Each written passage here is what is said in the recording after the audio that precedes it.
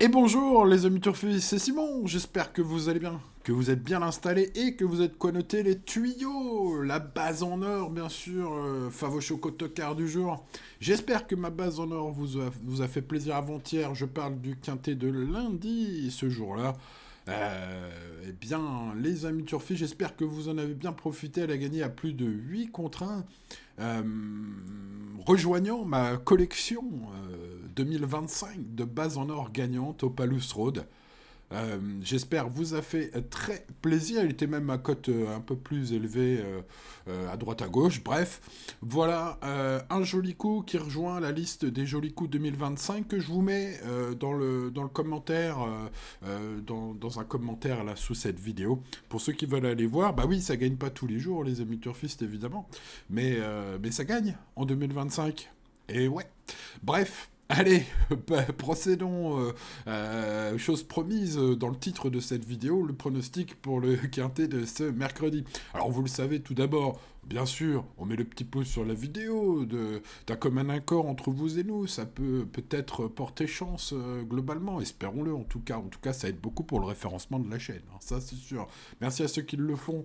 En tout cas, tous les jours, vous êtes les meilleurs. Ça soutient à fond et votre soutien est très précieux. Bon, eh bien, parlons évidemment avant de passer au choix. Pourquoi ce choix? Eh bien, parce que j'ai étudié ces 16 partants, j'ai pris un maximum d'infos partout et je vous fais un petit compte-rendu sur chacun d'entre eux afin que vous puissiez vous faire votre propre idée, les amis. Et oui, on est ensemble. N'hésitez pas dans les commentaires à mettre vos petites trouvailles. Allez, on commence cette étude par le 1. Helios est là. Et Della, pardon. Alors, et là, je ne sais pas s'il sera là, Helios, mais en tout cas, il s'appelle Helios Della. Alors, c'est pas un cheval offensif, mais c'est un cheval qui sait finir ses courses. Alors, il va pas vraiment profiter de ses 25 mètres d'avance, puisque oui, vous l'avez vu, il y a deux poteaux de départ dans ce Grand National du Trot. Deuxième étape, aujourd'hui, réunion à courseur à 13h55, à Salon de Provence. Bref, il va y avoir du sport, et ben lui, il va pas être dans les chevaux qui vont envoyer du pâté en début de course, hein. Lui, c'est un tentiste, vous l'avez compris. Alors, il s'est classé bon troisième à Bordeaux du Grand Prix des Trotteurs. C'est donc une perf tout à fait significative. Maintenant, il faudra quand même pas mal de chance dans un tel lot bah, pour se glisser dans les bons dos, et tout ça, et puis sortir au bon moment.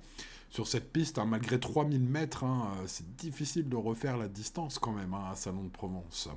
Bon, voilà, alors vous l'avez peut-être compris, tout bien pesé, bah, il mérite une petite note de méfiance, mais on peut pas le mettre en bonne confiance sur un ticket, hein. Ça reste un cheval pour des champs réduits, ou un ticket, un second ticket plus exotique, en tout cas, pour ce qui est des amateurs de logique. Passons au numéro 2, Hardy Crown, qui est de retour en forme après un passage à vide, selon Dominique Locneux, une information glanée sur le web, qui j'espère peut être utile, parce que Hardy Crown, je vais en faire grand cas. C'est un bon droitier, il découvre un engagement intéressant. Il a sa chance vu ses performances de l'été dernier lorsqu'il était en forme. Son pilote, Théo Briand, bah, c'est plus un rookie, c'est plus un débutant. Théo Briand, maintenant, il a quand même de l'expérience.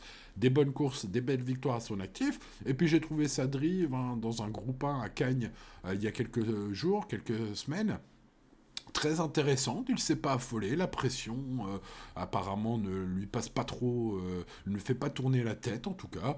Voilà, un jeune peut-être prometteur les amis, il y a quelques années, je vous parlais d'un certain Benjamin Rochard, il a fait une belle carrière depuis, il est en train de faire une belle carrière depuis, bah là, aujourd'hui, là, pour vous, pour toi, public, je vous parle de Théo Briand. Alors on en reparlera peut-être dans quelques années, allez savoir. En tout cas, c'est un cheval qui est présenté sur sa fraîcheur. Or, il a pour habitude d'être pimpant sur sa fraîcheur, d'être en forme. C'est un cheval qui a pour habitude également de bien faire lorsqu'il revient du trot monté. Bref, alors ça fait beaucoup d'atouts. Il va avoir une cote d'outsider et pourtant, je vais peut-être le garder très haut ce numéro 2. Allez, on passe au 3, Jamin de Brion. Impérial dans le Grand Prix d'Ina Vena, ce fils de Charlie Dunoyer, hein, est toujours très performant à main droite. 9 victoires en 10 tentatives. Bon, Mathieu Abrivard est chaud patate dans la presse. Bref, voilà, on va pas en faire des caisses et des caisses. C'est le favori logique, la première chance évidente au papier, etc., etc. Mais il sera évidemment très joué. Passons au 4, fameux Saxe. Alors lui, il sera pas très joué du tout. Pourtant, j'aime beaucoup ses performances là que vous voyez entre le 0 et le 7. Il y a deux deuxièmes places. C'était à Saint-Galmier, à Cagnes-sur-Mer. Je trouve que les lignes étaient très bonnes, que corde à droite, c'est très bien à Saint-Galmier. Donc, bah, je pense que voilà, hein, l'hippodrome de Salon de Provence qu'il retrouve ici, puisqu'il y a déjà couru 4 fois. Il a fini 3 fois dans les 5 premiers, ce qui nous fait un pourcentage de réussite de 75% pour les plus matheux d'entre vous. Bref, je pense qu'il ne l'a pas battu d'avance, en tout cas pour les places, ce numéro 4, et il a une très très belle cote, très intéressant peut-être pour un coup de poker, on verra ça après. Le numéro 5, Imploram Mosin, est ultra régulier dans sa carrière, super cheval, super chance. Alors, j'ai cru comprendre qu'on n'était pas très chaud dans son entourage, pourtant il est confié à Alexa Brivard, il est en mode sport aujourd'hui, bref, j'ai l'impression que, voilà, on va pas essayer de pas se la prendre un peu à l'envers aujourd'hui avec ce 5, on va garder. On passe aussi, je compte Sibé, un bon cheval, voilà, alors il n'a pas une marge de fou, mais il est très bien engagé au premier poteau de départ, il a très bien tenu sa partie dans le récent Grand Prix Conseil départemental Mayenne à Laval. Alors ce Grand Prix, c'est un Grand Prix international de niveau A à Laval, hein, c'est quand même une course de bon niveau, bref, c'est pas mal, tout bien pesé. Même si l'opposition est relevée pour la gagne, je vois ce numéro 6 participer à l'emballage final pour les places, peut-être mieux si ça se passe bien dans le parcours. Le numéro 7, Indus Val, est un bon cheval aussi, il vient de montrer sa grande forme, c'est un fils de Booster Winner qui vient de gagner à Onguin. Voilà, il affronte des rivaux, des sacrés rivaux hein, dans ce Grand National du Trot, mais il peut prendre une place hein, si Pierre-Yves Vervat trouve la bonne inspiration dans le parcours, pourquoi pas, il est bien engagé ce 7. Le numéro 8, Idyll Express, a été vu seulement 3 fois corde à droite dans sa carrière, avec en tout 0 podium à la clé. Bon, alors une place n'est pas impossible, mais l'opposition de qualité me fait penser que ce serait plus pour une surprise. Malgré effectivement un bel engagement pour ce 8. Hein. C'est un très bel engagement également pour le 9 et le Paname, mais il faudra qu'il démarre mieux qu'à l'accoutumée. David Beckert aura à charge hein, de le démarrer. Bon, alors s'il démarre bien et l'Opanam, je serais pas surpris qu'il soit 4e ou 5e de ce quintet et qu'il nous coupe nos rêves, les amis. Mais bon, faudrait qu'il démarre bien. Et bon, à faire un choix, finalement, j'en ai préféré d'autres. Hein. Alors, on passe au second poteau avec le numéro 10, Gangster d'Avanès, qui est ferré et donc très mal engagé. Hein, c'est le moins riche du second poteau. Sa forme est douteuse. C'est un cheval qui, globalement, manque de fiabilité dans sa carrière, en tout cas ces dernières années. Donc écoutez, c'est très compliqué, je tente l'impasse sur ce 10. On passe au 11, Indy de Gire, avec Benjamin Rochard, qui vient de s'imposer en tongs et en serviette de plage. Rappelez-vous, c'était dans la première étape de ce GNT, disputé, c'était à Amiens.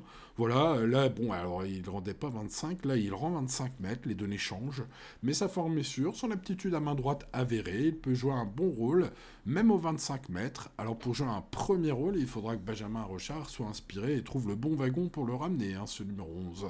Par contre, évidemment, c'est un cheval compétitif. On passe au numéro 12, Icône Madrid, qui est en forme, mais rendre la distance semble très compliqué aujourd'hui pour ce genre de chevaux. Ceci dit, j'ai bien aimé sa 4e place dans le Grand Prix international à Laval, hein, le fameux Grand Prix dont je vous parlais tout à l'heure, et je m'en méfie quand même. Bon, pour une place à grosse cote, hein, voilà, j'ai vu qu'il était assez largement abandonné dans la presse. Du coup, ça se met dans un champ réduit. Il faut bien mettre des chevaux qui peuvent pimenter les rapports, comme dit madame. Hein. On passe au numéro 13, Forbach, qui est moins tranchant depuis sa victoire dans la première étape du Grand National du Trot en 2024. Ça commence à dater un peu. Alors s'il a la pointure, là il est ferré pour cette édition 2025. Il est plus performant globalement en corde à gauche. Aujourd'hui, je rappelle que Salon de Provence, c'est corde à droite. Donc je pense qu'il faut l'écarter. On passe donc au 14, Galap Crane, qui doit bénéficier d'un bon parcours, mais a déjà bien couru, ainsi plaqué. Une petite place n'est pas impossible, avec un brin de chance, et d'éventuelles défaillances des favoris. Bref, faudra beaucoup de chance, mais bon, voilà, on peut pas rayer complètement ce 14. On passe au 15, Gimme du Pomereux, battu seulement par un Italien bien soigné, hein, la dernière fois, l'Italien, hein, il a fait sensation. En battant justement Gimme du Pomereux, puis aussi Udo Duruel, hein, qui était deuxième ce jour-là, l'excellent Udo Duruel. Donc le classement était très bon pour Gimme du Pomereux, ce numéro 15, alors que faire aujourd'hui ? C'est compliqué, parce qu'à 9 ans, ce fils de cocktail gel, il répète pratiquement jamais ses bonnes perfs, alors... Ah là là, je ne sais quoi faire avec ce numéro 15. Bon, si vraiment sa cote s'envole, je le mettrai dans mon champ réduit sur un ticket en dernière minute. Mais bon, voilà, là pour l'instant, je ne sais pas. On passe au numéro 16, Gold Star, donc le plus riche du lot. Alors, rendre 25 mètres n'est pas facile, mais vu sa forme, et s'il ne nous fait pas le coup de Cagnes-sur-Mer en février dernier, où les Lochneux étaient présentés avec un souci, je ne sais pas lequel, mais avec un gros souci les deux. Bref, revenons à ce mercredi. Golstar trouve un super engagement, là, ici, les amis. Bon, voilà, son coach vise une place. Moi, je pense que c'est tout à fait possible s'il est présenté donc sur ses quatre jambes, il répète son ultime course et qu'il a un bon parcours quand même. C'est pas facile, les amis, aux 25 mètres. Il peut prendre une place. Bon, bah voilà, maintenant que vous savez tout ou presque sur le quintet de ce mercredi, le Grand National du Trot, et je vous donne mes préférés. Ma base quintet en or aujourd'hui est Hardy Crown. C'est un sacré coup de poker aujourd'hui que je vous propose avec ce numéro 2. Ce sera pas le cheval de tout le monde, c'est ce qui m'a évidemment un petit peu intéressé, la cote, mais je tente de faire confiance à Théo Briand, qui n'est plus un rookie, je le disais, une très bonne drive dans un groupe 1 à Cagnes-sur-Mer. Il m'a impressionné par son calme. Et puis, le cheval, évidemment, et lui, peut-être au papier, enfin en tout cas aux performances récentes, peut-être un petit peu moins sur les radars des pronostiqueurs et des turfistes, mais voilà, il revient du monté, il a été absent quelques semaines, il court bien frais, et quand il revient du monté, il court bien aussi généralement. C'est un bon cheval, un bon droitier, il l'a montré l'été dernier, il pourrait bien le montrer là qu'il fait beau maintenant. Euh, à Salon de Provence, ça m'arrangerait évidemment et ça arrangera ceux qui me suivront avec cette base aujourd'hui. Hardy Crown, le 2, c'est mon préféré. Allez, sa cote est évidemment bien plus intéressante que Jamin de Brion qui, ayant gagné 9 fois sur 10 corde à droite, ayant montré sa forme étincelante la dernière fois, sera lui probablement à 3 contre 1, même peut-être même moins que 3 contre 1, ce numéro 3. C'est un favori qui s'annonce un peu écrasé d'argent, en tout cas. C'est vrai qu'il le mérite quelque part, évidemment. Imploramosin, le numéro 5, ça peut être une belle cote, belle petite cote, là, intermédiaire, ce numéro 5. Je n'ai pas senti son entourage très confiant, pourtant, Alex Abrivard est aux manettes, le cheval est ultra régulier, et en forme et en mode course quand même. Donc bon, voilà. On va garder ce 5 tout simplement. Alors, pour ceux qui veulent spéculer, une grosse cote, très grosse cote même, aujourd'hui dans cette rubrique tocard du jour, fameux Saxe, le numéro 4. J'ai bien aimé ces deux courses, donc celle de l'avant-dernière sortie et de l'antépénultième sortie. C'était à Saint-Galmier, à corde à droite, avec des bonnes lignes, et des bonnes lignes aussi à Cagnes-sur-Mer. Il est bien à son aise à Salon de Provence, où il est en bonne réussite pour les places.